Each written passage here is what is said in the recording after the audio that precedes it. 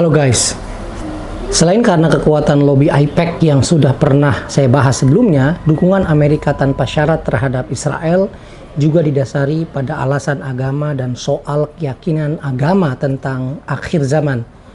Berdasarkan buku Christian Zionism in the 21st Century, American Evangelical Public Opinion on Israel, dukungan itu pada dasarnya berakar pada dua hal. Pertama, cara mereka menafsirkan nubuat akhir zaman dan cara mereka membaca Alkitab.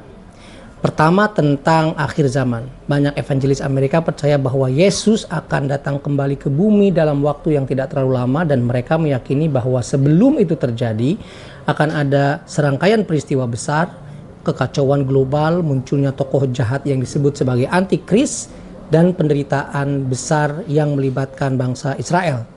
Dalam cara pandang seperti ini, Israel memiliki peranan yang sangat penting. Berdirinya negara Israel tahun 48 dan penguasaan Yerusalem tahun 67 karena itu dianggap sebagai tanda nubuat Alkitab sedang terwujud.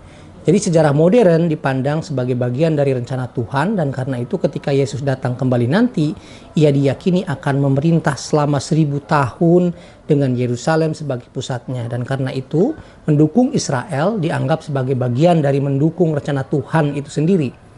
Kedua, soal pembangunan kembali kuil suci atau yang disebut sebagai kuil ketiga di Yerusalem. Banyak yang percaya bahwa sebelum Yesus datang kembali, Bait suci harus dibangun lagi di lokasi yang sekarang dikenal sebagai Mount Temple, atau lokasi tepatnya di dekat Al-Aqsa.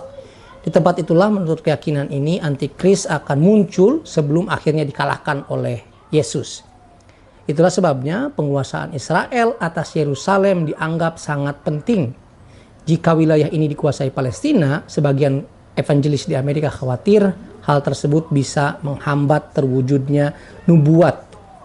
Pandangan Kristen, sebagian Kristen evangelis seperti ini juga bisa ditemui di antara penganut Kristen di dunia manapun, termasuk di Indonesia, karena pengaruh misionarisme.